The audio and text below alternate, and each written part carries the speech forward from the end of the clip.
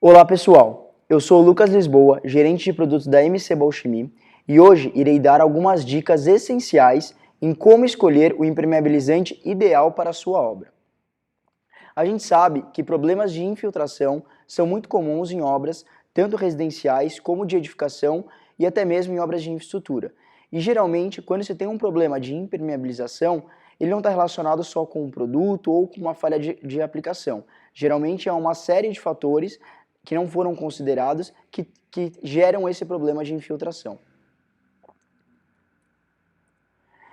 Bom, a escolha do impermeabilizante ideal, né, para uma obra, geralmente ela passa por 5 fatores essenciais.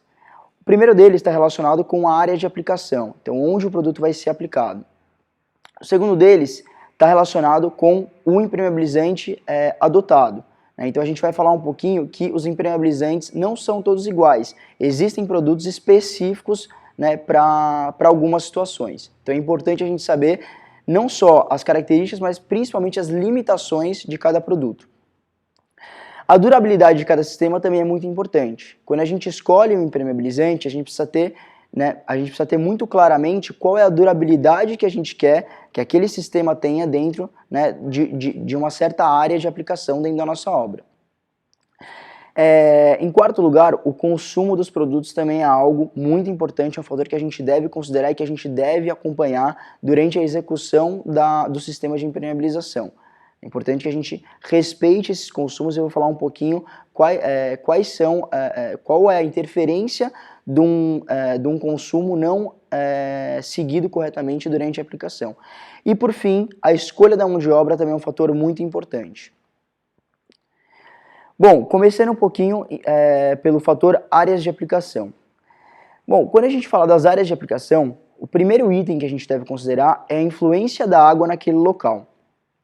A gente sabe, né, que dependendo da área de aplicação, a influência de água pode ser diferente. Então, a gente tem basicamente, dentro de uma obra, dentro de uma edificação, a gente tem basicamente 3 tipos de influência da água no nosso sistema de impermeabilização que a gente tem que considerar. A primeira delas é com relação à água da chuva. Então, a gente tem algumas áreas expostas, como por exemplo fachadas, lajes de cobertura, que têm contato com água de chuva. Então, nessas situações, a gente tem que considerar esse tipo de influência de água.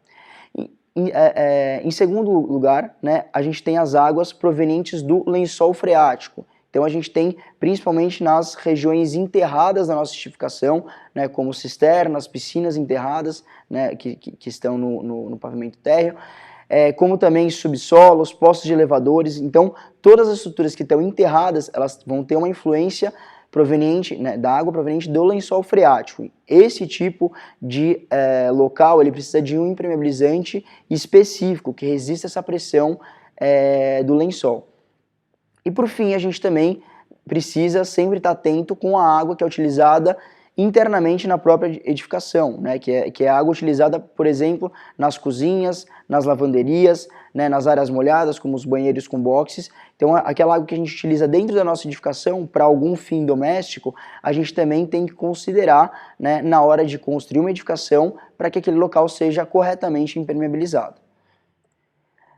Bom, ainda em áreas de aplicação, a gente também precisa fazer uma análise da exposição, né, que o nosso sistema de impermeabilização vai estar condicionado em determinada área. Então, um dos itens de exposição que a gente tem que considerar é a exposição aos raios solares. Como exemplo, a gente tem alguns impermeabilizantes específicos para ficar em contato com o sol, sem proteção mecânica, por exemplo. Um deles são as membranas acrílicas, né, específicas para áreas externas. Existe até uma norma, né, que regulamenta esse tipo de produto, que é a NBR 13321. E um dos requisitos dessa norma é justamente o envelhecimento por intemperismo artificial, né? Então, é muito importante que a gente faça essa análise daquele produto que a gente está aplicando numa área externa, que vai ficar em contato com o sol, que não vai receber uma proteção mecânica, que esse produto ele seja testado e ele seja um produto adequado para ficar em contato com os raios solares. Muitos produtos que não têm essa característica, eles podem, por exemplo, apresentar bolhas, eles podem desplacar, eles podem remulsionar, eles podem perder alongamento com muita rapidez quando expostos ao sol. Por isso que é importante a gente fazer essa análise, né, de exposição solar, né, e se é um requisito de desempenho para aquele sistema, para que a gente não tenha uma perda de durabilidade, uma perda de vida útil acelerada se a gente condicionar o impermeabilizante aos raios UVs. Ainda dentro de exposição do sistema de impermeabilizante, né, a gente tem algumas situações também onde o impermeabilizante ele é sujeito a um tráfego, seja um tráfego leve, seja um tráfego médio, né, como por exemplo subsolos. A gente tem alguns sistemas de impermeabilização que já ficam expostos a esse tráfego diretamente, então isso deve ser, deve ser considerado. Geralmente, quando a gente tem impermeabilizantes expostos ao tráfego, né, dois itens muito importantes que a gente deve considerar, um deles é a dureza Shore, né, para a gente ter uma certeza de que aquele material não vai ser danificado, né, com o rolamento, né, daquele tráfego, né, ou com o caminhar das pessoas, e o desgaste por abrasão. Também é muito importante que materiais expostos ao tráfego tenham uma boa resistência contra o desgaste por abrasão, para que eles não percam espessura, para que eles não sejam deteriorados muito rapidamente com o tráfego. Além disso, a gente também tem alguns locais com alta movimentação, que a gente chama de pontos críticos, né?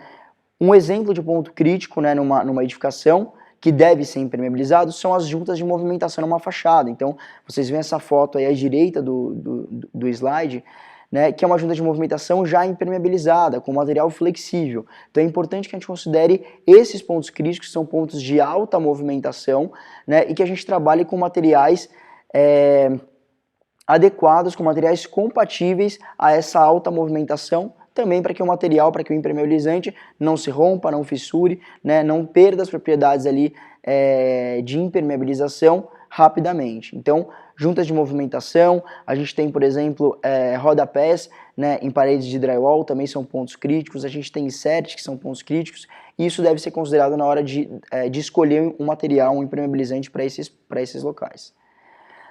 Além disso, a gente tem os sistemas complementares, né? Então, quando a gente fala de impermeabilização, a gente não deve considerar apenas o produto em si, né? É muito importante que a gente também considere os sistemas complementares, o que vai estar antes, né, do impermeabilizante e o que vai ser aplicado sobre ele. Para quê? Para ter a certeza de que todo esse sistema, todas essas camadas, né, que compõem o sistema de impermeabilização e o sistema de revestimento, né, elas sejam compatíveis, elas tenham boa aderência, né, elas não se deteriorem entre elas não se desgastem entre elas.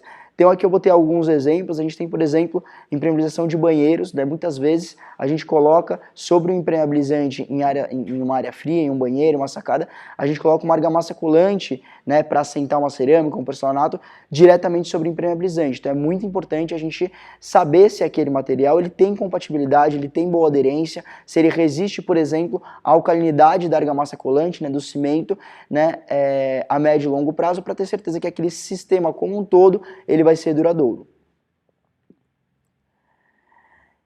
E por fim, ainda dentro das áreas de aplicação, a gente tem as condições de aplicação. Então, é comum a gente, quando a gente chega numa obra, né, quando a gente é contratado por uma construtora, né, para indicar ou para aplicar um sistema de impermeabilização, que a gente encontre algumas condições específicas dependendo do local, né? Então, um exemplo, né, de condição específica é o tempo de liberação, né? Um exemplo prático dentro de uma edificação, a manutenção de um reservatório. Então, o reservatório já está lá há um bom tempo, né, já está com o sistema de impermeabilização deteriorado e vai ter que ser feita uma reimpermeabilização daquele reservatório.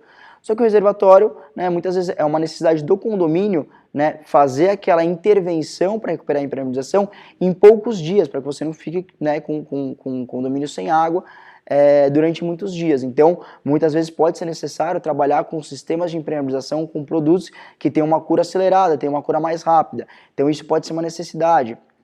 Temperatura do ar, substrato e ambiente. Também é importante. A gente sabe que a gente tem alguns revestimentos resinados, principalmente sistemas de poliuretano e de epóxi, né, que eles têm uma condição específica, né, uma condição correta de substrato para serem aplicados e para terem um bom desempenho. Então, muitas vezes, a gente tem que levar isso muito a sério, a gente tem que fazer essa análise, né, de temperatura do ar, do substrato e do ambiente, né, para avaliar se aquele sistema ele pode, né, ser aplicado ou não naquela situação. E ainda a gente tem características e condições do substrato, né? Muitas vezes a gente vai ter um substrato metálico, um substrato cimentício, um substrato novo, um substrato antigo, e a gente tem que considerar essas condições de substrato, de umidade e de acabamento, né, para saber se aquele impermeabilizante vai ser compatível ou não naquele local.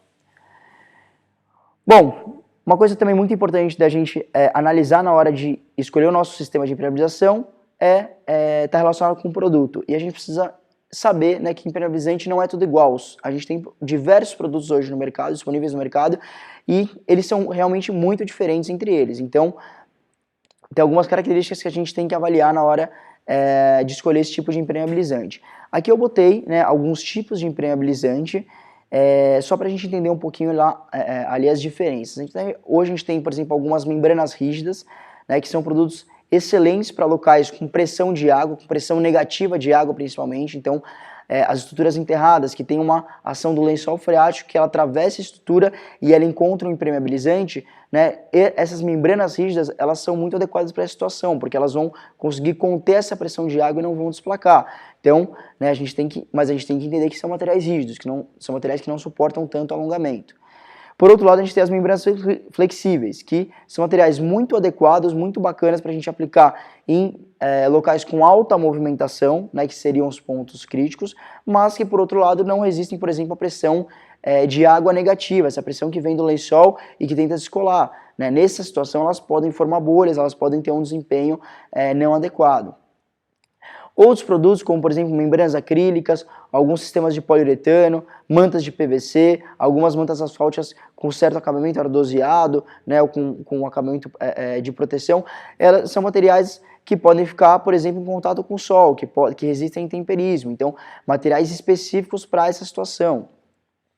E a gente também tem aquelas condições ainda mais adversas, que são locais com alta pressão de água, locais que o impermeabilizante vai ficar submerso, né, e que muitas vezes eles precisam resistir a altas pressões de água, altas pressões hidrostáticas, como por exemplo em obras de saneamento ou em reservatório, às vezes um reservatório de água de maior dimensão, que a gente vai ter uma coluna de água maior, então a gente precisa ter uma certeza, a gente precisa ter uma garantia de que aquele material que está sendo indicado para aquela situação, ele vai resistir, né, essa pressão de água. Então, a gente tem diversos produtos e é muito importante a gente entender, né, as virtudes de cada material e as limitações. Materiais, né, que não têm resistência solar não devem ficar expostos, materiais que não têm resistência ao tráfego não devem receber esse tipo de impacto mecânico, de desgaste diretamente. Então, muitas vezes pode ser necessário uma proteção mecânica ou uma pintura de proteção, dependendo da situação. Muito importante a gente saber as limitações de cada produto. E geralmente, né, quem vai auxiliar nessas indicações de limitação vai ser sempre o fabricante. Então, por isso que é muito interessante a gente sempre consultar o fabricante para saber as limitações de cada sistema. Bom, falando um pouquinho de durabilidade, né, quando a gente fala de sistema, né, de impermeabilização, quando a gente fala de sistema, um item que é muito importante, que sempre tanto o projetista, quanto o consultor, quanto o consumidor final dá uma certa relevância, é com relação à vida útil, né? Qual que vai ser a vida útil estimada daquele sistema. E a gente tem aí, né, duas frases, né, dois termos que são muito utilizadas, principalmente nessa fase de projeto. Um deles é a VUR, que é a vida útil de referência. A vida útil de referência, basicamente, ela é uma referência do produto em si, né, daquele sistema de impermeabilização que vai ser utilizado, né, dentro de um projeto. Então, ela é uma referência que o fabricante informa, baseado, né, em alguns testes, em norma, né, e também na experiência prática, né, que ele tem com aquele tipo de sistema, de quanto aquele material pode chegar, né, dentro de um projeto de impermeabilização. Então, qual que seria uma vida útil de referência, né, um ponto de partida, né, de vida útil para aquele sistema dentro de um projeto de impermeabilização. A VUR, a vida útil de referência, ela vai sempre ser informada pelo fabricante. Tá? E a gente tem um segundo termo, que também é um termo já que é bastante conhecido, né, bastante questionado, que é a VUP, que é a vida útil de projeto. A vida útil de projeto, ela já se refere ao período estimado, né, de tempo para qual o sistema de impermeabilização ele é projetado. né, a fim de atender aos requisitos, por exemplo, da norma de desempenho, né, da NBR 15575. E a vida útil de projeto, ela basicamente pega uma vida útil de referência de um sistema, né, e ela majora, né, todas as condições de projeto, então as condições, né, de exposição, as condições de aplicação, né, de fiscalização e também as condições de proteção, né, daquele sistema para chegar numa vida útil de projeto, né, com todas essas considerações. Então a vida útil de projeto ela considera a vida útil de referência do material e todas as condições de projeto, né, de aplicação, fiscalização e de exposição daquele material para, né, entregar para o consumidor final, para o consultor, né, uma vida útil, né, de projeto daquele sistema. Qual que seria a durabilidade daquele sistema? É muito importante, né, a gente fazer, sempre que a gente analisar soluções diferentes, né, para uma determinada área, a gente fazer essa análise da vida útil de referência de cada sistema para a gente conseguir entender até qual vida útil de projeto a gente consegue chegar com um determinado sistema. Então, a MC preparou um infográfico, vocês até conseguem acessar esse infográfico na descrição desse vídeo, né, falando um pouquinho da vida útil de referência, né, de alguns sistemas, então, por exemplo, de revestimento cimentício, né, que são conhecidos como argamassas poliméricas, que seria o hidrocílico 500, das mantas de PVC, membranas acrílicas para área interna e externa, as mantas asfálticas e os cristalizantes. Então vocês conseguem, com isso infográfico, ver, fazer essa análise, essa comparação da vida útil de referência de cada sistema e até qual vida útil de projeto a gente consegue chegar com aquele sistema. A vida útil de projeto vocês podem ver que ela pode ser, né, minorada ou majorada, né, dependendo das condições de projeto. Né? Então, dependendo das condições, você consegue aumentar a vida útil de projeto para uma determinada vida útil de referência e, dependendo das condições de projeto, você também pode reduzir. Então, é importante que isso mostra a importância de um projeto, a importância de todos os itens serem bem considerados com relação à aplicação, fiscalização, né, preparo ali, né, todas as condições da obra e também essa análise da referência do produto para a gente ter, né, para a gente ter uma ideia, para a gente ter um horizonte mais preciso com relação à durabilidade daquele sistema dentro do nosso projeto. Bom, depois de escolhido o sistema, né, com os sistemas definidos, né, e todas as etapas definidas no nosso sistema de impermeabilização, um item muito importante também é a mão de obra. Né? Isso é uma escolha muito importante dentro de uma obra. Né? Geralmente, quando a gente fala de mão de obra, né, não só relacionada para a impermeabilização, né, mas para todos os outros sistemas, né, sistema de acabamento, sistema de vedação, sistema de estrutura, a gente tem basicamente 3 tipos de mão de obra. Mão de obra própria, que é a mão de obra treinada da própria construtora para aplicar um determinado sistema.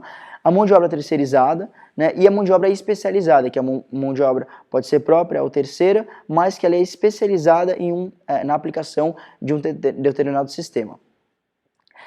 Geralmente a mão de obra própria ela vai poder ser considerada, ela vai poder ser adotada para sistemas mais simples, para serviços mais do dia a dia. Né? Dentro do mundo da impermeabilização, a mão de obra ela pode ser, por exemplo, utilizada para locais onde a gente precisa de uma maior produtividade, precisa de um maior controle sobre a nossa mão de obra, né? Como por exemplo, quando a gente fala de uma edificação, a gente tem ali as áreas molhadas, os banheiros, que a gente tem uma quantidade muito grande, né, de locais a serem impermeabilizados, e a gente precisa ter esse controle muito próximo ali, né, do avanço do nosso cronograma. Então, nesses casos, em situações mais simples, a gente pode trabalhar com mão de obra própria. Mão de obra terceirizada, mão de obra especializada, ela já vai ser ela já vai depender muito do sistema que foi adotado. Então, por exemplo, nessa foto aí a gente tem a aplicação de uma manta de PVC, né, que é um sistema muito específico, que precisa de equipamentos específicos, do soprador térmico, né, muitas vezes até de um carrinho automático para fazer essa solda em várias áreas. Não é um sistema tradicional, não é um sistema comum onde a gente tem um grande número de aplicadores com know-how nesse tipo de aplicação. Então, para esse caso, pode ser necessária uma mão de obra especializada. Né? E a mão de obra terceira ela também vai depender muito ali das condições da obra, das condições de disponibilidade de mão de obra, né? E muitas vezes para alguns sistemas você pode terceirizar a mão de obra, considerando ainda uma mão de obra terceira e especializada como, por exemplo, o sistema de impermeabilização. Então, a escolha da mão de obra adequada é muito importante para que a gente, né, não coloque uma equipe que não tem qualificação adequada para determinado sistema, né, para aplicar o sistema, e aí a gente acaba evitando alguns problemas de aplicação. Bom, e por fim, a gente tem o consumo dos produtos, né, que também é algo muito importante, né, principalmente dos materiais que são aplicados em loco, que são aplicados a frio, né, os materiais, por exemplo, das membranas que a gente chama, né, dentro da impermeabilização a gente tem as mantas, que são materiais pré-moldados, e a gente tem as membranas, que são materiais aplicados em loco, né, então que geralmente a gente aplica em demãos, né, em camadas.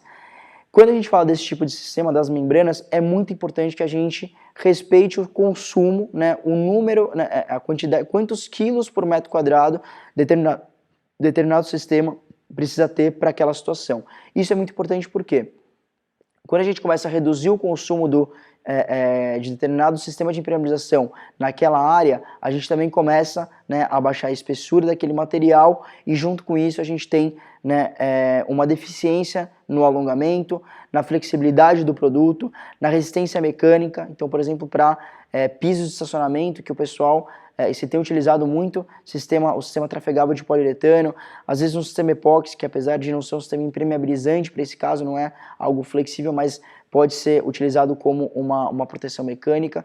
Nesse caso, a gente vai ter um impacto mecânico, a gente precisa ter espessura, né? Quanto menor a espessura, maior vai ser, né, o desgaste, maior vai ser essa transferência de carga, né, para a nossa estrutura, e com certeza o sistema ali aplicado vai durar muito menos, né, do que ele foi projetado. Então, quando a gente fala de impermeabilização, é muito importante a gente respeitar os consumos, né, de 4 kg por metro quadrado, 3 kg por metro quadrado, 1 kg por metro quadrado. Esses consumos são os consumos dos quais os fabricantes testam o produto, né, perante a norma daquele sistema, e, né, com aquele consumo é justamente o consumo com o qual os testes atingem todos os requisitos, todos os parâmetros de desempenho que a norma pede. A gente reduzindo o consumo, a gente reduz também, né, todas as características de desempenho, né, e de funcionalidade daquele sistema. Então é importante respeitar, né, consumo para a gente ter, né, aquela longevidade, né, do sistema para qual ele foi projetado, né, para que a gente também evite manutenções muito curtas, né, então muito importante a gente respeitar os consumos do produto. Pessoal, é isso, né? Essas são algumas dicas de como a gente escolher o impermeabilizante ideal. Espero que vocês tenham gostado, espero que isso ajude vocês a evitar problemas de infiltração nas suas obras. Até mais!